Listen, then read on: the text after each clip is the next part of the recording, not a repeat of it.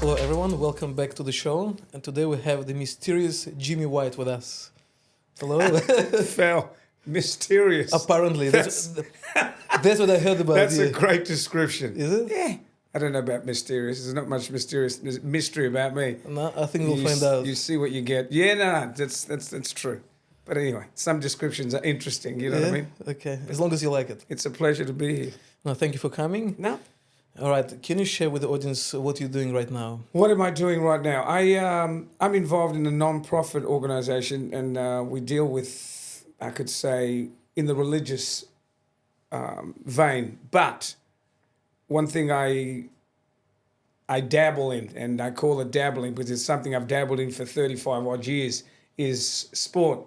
I'm a master of ceremonies. An MC is probably the term that most people would understand. A master, who gave you the title? I think the job gave you the title. Okay. I mean, whether or not you're a master of it is another story. You know, I mean, it's just one of those. I think the acronym MC. Yeah. When people go, "What is an MC?" Say, "Well, it's the master of ceremonies." Okay. Someone that I'm a facilitator. Yeah. To one for a better word, boxing, kickboxing, cage fighting, whatever. Whoever needs an MC. That's what I do. I've been on a couple of your events actually, and I enjoyed it. Thoroughly enjoy it. I do. I really enjoy it. Okay, and how non-for-profit ties with the MC? Well, I think the non-profit is something that I do because it keeps my feet on the ground. Yeah. It's dealing with people. I love people. I love people. Yeah, And no, you I can't beat that. I can see that. You can't beat that. I love people. Yeah. And what is the purpose of the non-for-profit? Is it helping people with food, with giving away something spiritual food, natural food. Okay. Yes, it's the whole man. Yeah. It's the whole man. How interesting. Yeah, no, it is. It absolutely is. I love it, and I've been involved with it for over 40 years. I mean, I got into it when I was a young man. I mean, I'm 64 now, and when I was 22, I got into it. Yeah, so beautiful. It's been a long time, but I love it. I absolutely love it. You know that I'm actually involved in charity as well and in personal development, and we're trying to cross over the two organizations and bring people again this sense of purpose. Yep. But at the same time, if people are hungry, Yep. they're not going to listen. So true. Yeah. I totally agree with you with that. In fact, that's exactly how we deal. I think if you can feed the body first, you get an opportunity to feed the mind and the spirit. Because if someone's hungry, I'm telling you right now, they're thinking about their stomach before they're thinking about somebody 100%. filling their mind with plans and ideas. Yeah. So when you say you involve in that, what's yours? What do you do? What's your company? What do you guys do? It's actually True You Club. That's the name of the charity. Yep. And the front shop, as you can see, where we are right now, that's where we're giving away food to people in need. We do deliveries as well. But at the same time, we actually empower individuals, volunteers, or people who come through the doors with the personal development, how to achieve their goals, how to achieve their habits, or not to achieve, how to change their habits. Sure. This is our focus predominantly. And I think it's very similar with what you're doing. Yeah. But again, you were doing it for 40 years, we're doing it for less than a year. That's the big difference. Well, you know what? Sometimes whether or not something is been over a long time, you've probably been established in a system, in a certain way of doing things, but always open to something new. Always. I mean, honestly, if you're not changing, you're not growing. No. I believe the only constant thing is change. So I want to change for the better. Yeah, no, it's good. So that's awesome. That's fantastic. That's fantastic. Let's go back in your life. Sure. Where are you coming from? I know you were not born here. No, I was not born here. I'm not a natural Aboriginal. I was born in Africa. I think there were a few comments actually now. No, I was born in Africa. Okay. I could say that's an Aboriginal, but Africa's a big continent. Zimbabwe. Zimbabwe. Yeah, Wow. Zimbabwe. I was in Africa 4 years ago. Oh, wow. Almost got killed. Actually, I had a chat with Luke, with our cameraman. 2 months before COVID, I was in Côte d'Ivoire. Ivory Coast. Yeah, yes. Ivory Coast, yeah. Okay. And it was a very dangerous trip. Wow. Yeah, very entertaining. Africa is that's a mysterious continent. It is beautiful. It is. Very rich in resources, but unfortunately, the West took an advantage. Whew, wow. Talking to a lot of my black friends or African American friends who have a tendency to think that it is white versus black, and I think it's much deeper than that. It's got nothing to do with skin color. It's ridiculous, but that's how it's perceived. Zimbabwe, crazy. Yeah. I left there when I was a very young man. I think I was 12 years old. So you came with the family? I left with my family, and we came to Australia. Didn't stay. Then we ended up in New Zealand, of all places. And honestly, I hated it. Because it was so cold. It was just cold. So I came back here. I won a dance competition, and at 16, I arrived on the shores of Sydney. Wow. Yeah. And since that time? Since that time, I've been in and out of here, lived in the States, came back here, and I've been here the remainder of the time. Beautiful. What did you do in the States? I worked in a religious organization as well. Yeah. Amazing. Yeah. Promoting the same values, helping people. Well, that's right. That's right. Yeah. Wow, that's amazing. Yeah, but look, I think I came to faith when I was a young man at 22, because I think prior to 22, I was burnt out. Okay. So I needed some direction. Yeah. Yeah. Yeah. Good. The direction found you, or you find it? I think the direction finds you. Yeah. Yes, I do. I think the path finds you. Are you open-minded to the opportunities? I think you have to be. Yeah. I think you have to be. I'm a seeker of truth, and wherever it's going to take me, I pursue truth. Yeah. And that's the thing. And I think the problem is people then say to me, what truth? And what is truth? And I think that question's been something that has been asked for millennia. But I think for you to know the truth, you need to know the lie first. That's the thing. That is an interesting way to look at it. Because you can be walking a lie, I think, for a long time, believing it is the truth, until the truth hits you in the face, and you go, really? Yeah, I think so. Yeah, I think so. Yeah, but that's what I pursue, and I love that. I'm a lover of truth. No, that's good. Yeah. All right, you traveled to the States, came back to Australia. Yes. What did you find doing, apart of course, being involved in the doing the good thing, involved in the charity? Mm-hmm. How did you find what you're doing right now? Being an MC, being an announcer, like it's an amazing. You know what's so crazy about this? I was a DJ. Yeah. I was playing music, and old school DJ had a mic. Yeah. So when it came down to it, I think I'd have been about 24, 25. I stopped playing the music. Yeah. And maybe even earlier. I stopped playing the music, stayed on the mic. So then I stayed on the mic, and I got all these different functions, fights. It started a fight, the fight game. Steve Jez, I remember him so clearly to this day. I still work with him. He was at a fight night at the entertainment center. Yeah. A world title. And I think for people who know Maurice Green, I think it's Maurice Green. Yeah, Maurice Green. If I got that wrong, we'll get to check that out. And Stan the Man Longanides. They were fighting at the entertainment center. Wow. And I remember this guy getting up and emceeing, and he never took his face off the page. He just never looked up into the audience. And I thought, man, I could do this. Without the paper? Without the paper. I could do this. But looking across the room, you know what I mean? Making eye contact. And he happened to be about 4 or 5 seats along, this guy. He says, are you an MC? I said, yes. And he says, okay, how much do you charge? And I said, $250. And our $250 back then was $250 in your hand was fantastic. I've been working with him since. That's how much I charge now. No, I'm joking. It is chump change. Wow. You know what? I'll still do the little shows. Yeah. As well as I do the black tie top end. Yeah. I still think the grassroots is what makes sure I don't forget where I came from. But you still get the same enjoyment. Oh, 100%. Yeah. I love the fighters. I love the trainers. I love the families that come. I love the people that put bums on seats. Because without them, you got nothing. Exactly. You really got nothing. Beautiful. So I do. I love it. What was your most memorable fight or event? Wow. Someone just asked me that recently. You know. Was he? Seriously. Someone asked me. Did you remember? My most impactful encounter was with Muhammad Ali in 1979. No.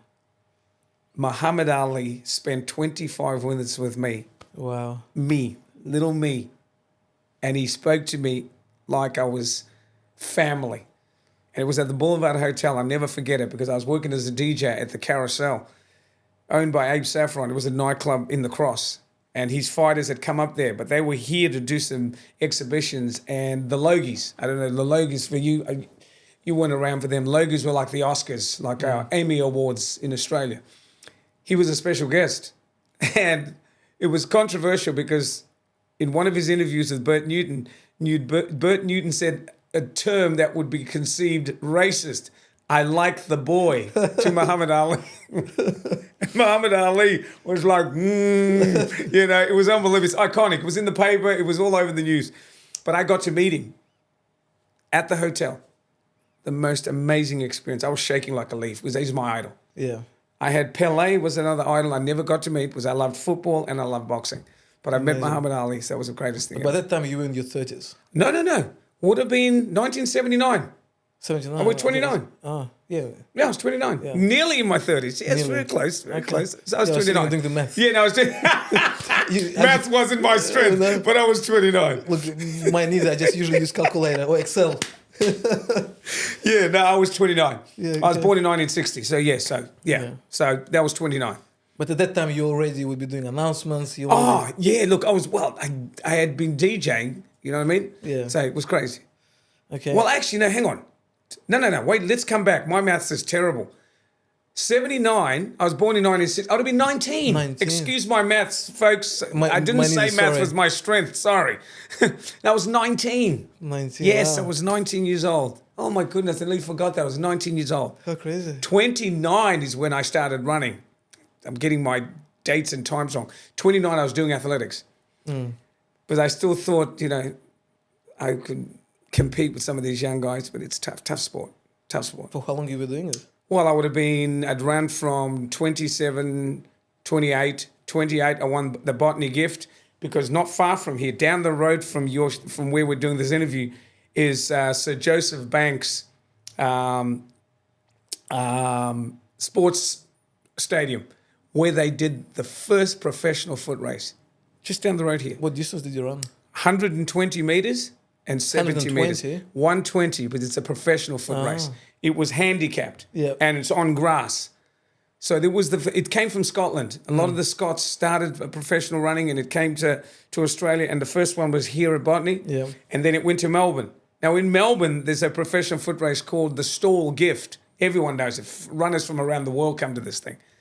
This young cat, Gout, that 16-year-old is just doing incredible things. I hope he gets to run there one day.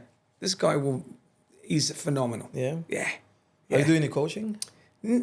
My daughter, I want to coach my daughter. Yeah. My daughter is a 5'11", gorgeous, statuesque young lady who wants to run. She plays Oz tag and just been invited to trial for the Australian flags, which is going to replace breakdancing at the Olympics. Oh, wow.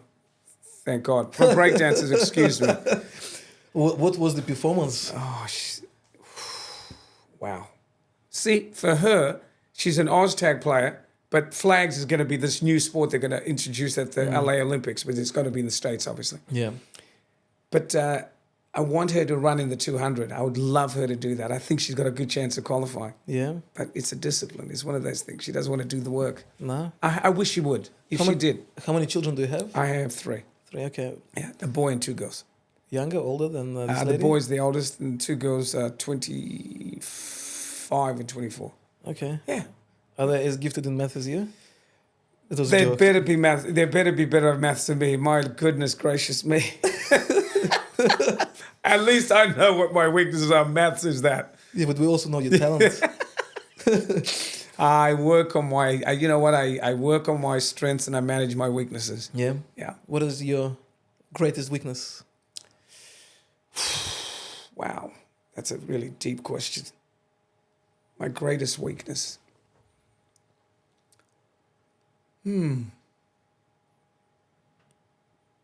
Wow, that's a really good question. That's a really, really good question. But the funny thing is, if you would ask me this question, I probably wouldn't answer. Yeah.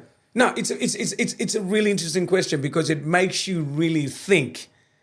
What are your weaknesses? I think my weaknesses is me. Because self-reliance, being self-reliant can be a weakness. Knowing that you can't do everything by yourself. We need each other. You need a team. I want to be a team player.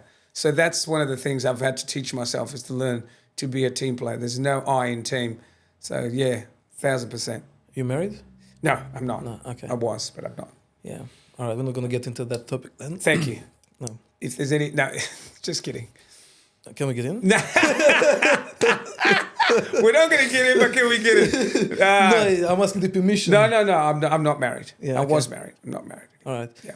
And that's why you probably, as you said, you're dependent on yourself. Yeah, I think so. Well, now, if when you're not married and you are single, you have to look after yourself in that sense. But I think I want to be right to find Miss Right or Mrs. Right, whenever that comes. But no, I've been divorced for about 14 years now. Mm. Yeah. Who's your Miss Right? What qualities the Miss Right should have? Caring, loving, understanding, patient, forgiving, long-suffering. Yeah, because suffering with you. Yeah, exactly. I think the number one quality, a deep love for God. I think that would be the number one relationship I would require the person that I'm with is to love God more so than myself. Yeah, put Him first, 1,000%. Okay. Yeah. Are you willing to give back in the relationship, or you believe it's one way? Oh no, it's definitely a two-way street. Yeah. Oh, 100%. But your kids now are independent from you. Yes. Yeah. Definitely. All right. What are the plans? Future plans? What holds for you? Look, I mean, you can see what's happening around the world at the moment, and things are crazy. So, think family first. Yeah. Like I talked about, that relationship with the divine, first and foremost, family. Looking after others, be others focused. I think the idea of selfishness is ingrained in humanity, in myself. Let's start with me. I want to be less selfish, look after others. Yeah. And I think this is great satisfaction of doing for others as you'd have others do for you, but to do them first. Treat them the way you want to treat yourself. Yeah. It's a very powerful message. Oh, it is. To serve others. To serve, yes. Yeah. In fact, I think that's interesting. Yes, 1,000% to serve others. Yeah. Yeah, there's great satisfaction in that. But when you do that, do you expect anything in return, or are you just doing it from your heart? I think the one where you serve to expect in return, and it depends what that is. I think when you do it, you got to do it with no expectation from that person. Yeah. Particularly that person.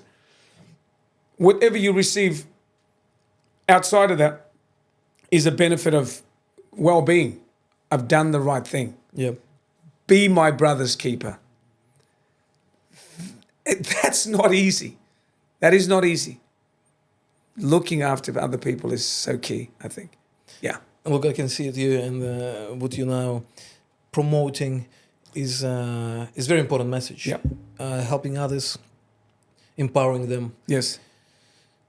What would you remember you've done something to a person what would have changed his life?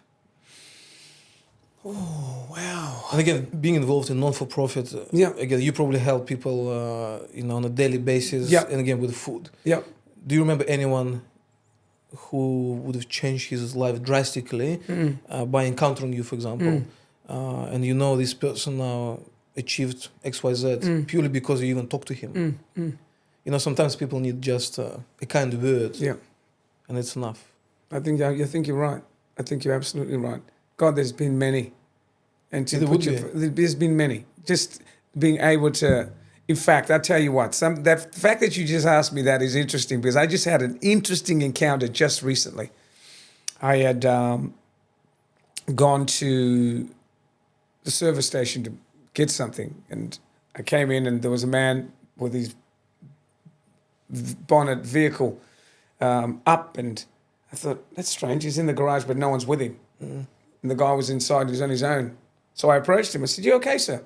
He looked at me. I said, "Was there a horse next to you?" No, he was all by himself. No, No, sorry. No, definitely no. No. And he looked like he needed help. Yeah. And I said, "Can I help you?" He says, "Yes, please. Look, I need a battery. My car's broken down." But he needed to push his vehicle, and there was no one there to help him push his vehicle. So I just jumped out of the car and I helped him. Yeah. I helped him push the vehicle in. but the joy and the satisfaction 100%. on this guy's face was insane. Yes. And I just felt naturally full. Uplifted. Yes, 100%. It was amazing. Yeah. It was amazing. That was little. Exactly. But to me, it may be, but to him, it was huge. Don't forget, when you do it for them, you do it for yourself as well. It was huge. Yeah, it is. And I forgot everything that I went to the garage for. Completely forgot it. No, you went to the petrol station. Yeah, and it was fantastic. I walked away feeling, wow, that was amazing. And he was so grateful. Yeah. That to me was satisfying. It's little things like that. But I think that's what we're missing now, you Yeah. know, because we're now so individualistic. Yes. You know, we're focusing on ourselves. We forget about community, about other people. Yeah. And again, let's start giving. Yeah. Look after your neighbor. Yeah. And the neighbor will look after the neighbor. Yeah. And the neighbor will look after another neighbor. And it's chain effect. Yeah. Yeah. And I agree with you. It's all about giving. Yeah, I agree. And why I ask you this question is, and probably I shouldn't bring it up, but 14 years ago, I met a man Yes. who was involved also in different non-for-profit organizations. I met this man from nowhere. Actually, I was working as a waiter at that time. But he told me something crazy, like a few words, literally, which changed my life completely. Just the kind of words which he put in my head, planted a seed, which led me to come where I am right now. It's amazing. If not him, I would never achieve what I had achieved. Wow. Yeah, just his kind words. Yeah. That's it. And belief. Yeah. And I think that's what people don't have I now. agree. They have no belief. Yeah. They're surrounded by fear. Yeah. And but we don't have love. Yeah. Yeah. You know, we need more love. No, I agree with you. And you know what you said, something, they don't have belief. They don't have someone to believe in them that you can actually do it. Yeah. You can actually... Now, that reminds me of a story. I don't know if you've ever heard of Rene Rifkin. I had. Right. Well, Rene Rifkin did to me, for me, exactly what you just said someone did for you. I'm not even a name drop, but he comes straight to mind when you mentioned what you just said. Because he spoke to me about that. He encouraged me with a simple word, serve others. Yes. Just continue to serve others because it will come back to you. What you sow, you reap. I'm telling you, in so many ways. You may not reap it from that person, but it could be somebody years later and you wonder why it's coming back to you and you realize, oh, see that thing you sowed back then? Yeah. It's cause and effect. Yeah. Whatever you're getting right now is because you've done something 10 years ago, 5 years ago. Yeah. You know, whatever we do right now, or we do out of the cameras, whatever, we shouldn't get anything in return now. Sure. But we're going to get something later on. And hopefully it's a good thing because we're trying to be good. Not necessarily we're always good. Sure. You know, there is never good. Yeah. Because you're good in comparison with bad. But we're trying to. Yeah. Yeah. That's amazing. That's true. That's true. But I'm glad to hear that. Gee, well, that's fantastic. Somebody gave you a word and you were able to run with that. Ah, yeah. Look, yeah. And I'm deep into this personal development, motivation, inspiring stories. Again, I'm now planning to do a master in brain and neuroscience just to learn a bit more. But it's just phenomenal how our mind works. Yep. And again, it all comes from perspective. Yep. You know, if you decide on something, you can achieve it. But you need to believe in yourself first. Sure. But for you to believe in yourself, I think it all comes from loving yourself first. We actually had this discussion with someone else the other day. How someone can love yourself? Yeah. How? You need to accept who you are first. But for you to accept who you are first, look, all of us have flaws. Yes. But are you willing to laugh at yourself? Yeah. You know, look at the mirror, at yourself and laugh. Are you? And I came up with a phrase a year ago, which is love yourself. Yep. Laugh at yourself, and only then you can live with yourself. It's very simple. I like it. It's very simple. I like it. I like it. I like it. I really do like it because, I mean, the measure of loving someone else is going to be determined how much you love yourself. If you 100%. self-hate, there's no way that you can generate love for that person. Nah. You only come to the measure that you love yourself. Yeah. Wow, that's and good. and you project it on others. Exactly. Yeah. Hey, I agree. Now, look, I'm really enjoying this conversation because I was thinking I'll just learn about your career, but apart actually learn about your, state of mind, your spirituality. You're so young, and I'm looking at you, and I'm thinking to myself, you've gravitated towards this way of thinking so young and so quickly, and I think it's going to be a huge credit to you as you continue to journey, because I think wisdom comes with age, but if you can grab it when you're young, goodness gracious me. But again, came by accident. Is it an accident though? Who knows? Yeah. I don't know. Right place, right time, right people, right positioning. Yeah. Yeah. You wonder. Wow. Accident. Yeah, it's fantastic. It was a big accident again. Yeah. I was working as a waiter. Right. In the restaurant. And that man comes to me, approached me, and he's saying, "You young men have unlimited potential." That's it. Then we had a chat after, and he explained to me how to achieve any goals in life. And that's why now what we're doing with the charity, with the personal development, it's all started with that message, with that man who I met 14 years ago. Wow. Nothing else. It's not because I decided 2 years ago to do something. Sure. But again, I think this interview is not about me, it's about you. All right. What is your next big event? I know we're planning to have something with you. Well, look, that would be awesome, because since talking to you, and I mean, they don't know what we're talking about, but since we've had the chats, I've run into so many individuals in the line of that thing that we've been talking about. And it's like, wow, okay, there needs to be some introductions. I mean, I even told you the other day when I did the fight night at Marrickville, I'd run into Andrew Burnell. Yes, you did. That was nuts. And then Andrew was having Jeff Fennick there as a special guest at this crazy function that he was doing. And I had to ring you to just go, you don't understand the conversation I just had. And tomorrow I'm running into another one who's connected in that same little group. So somehow all these things are just beginning to fall into place.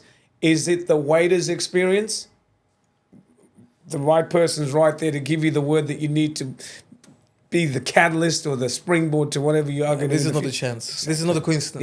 Yeah, no. It's something we're meant to do. Yeah, it's crazy. Yeah. It's crazy. Because I'll see him tomorrow to talk to him about how I ran into Andrew, about how, because I mentioned I want you to meet you. Yeah. So, and then when I rang you, that's why I got excited about it. I thought, you know what? I got to connect them.